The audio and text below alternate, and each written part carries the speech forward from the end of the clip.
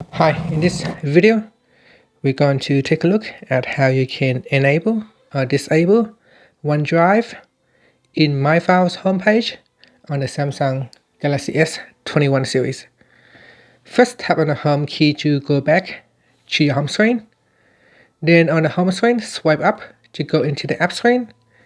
And in here, tap on the Samsung folder. Next, tap on My Files. In My Files home, tap on the More button at the top and tap on Settings. In Settings, go down and tap on Customize My Files Home. And then tap on OneDrive switch to turn it off or turn it on. So let's switch it off now. And if I go back to my files homepage, you can see OneDrive is not here anymore. And if I go back into my file settings, and I'm going to go into customize my files home and turn on OneDrive.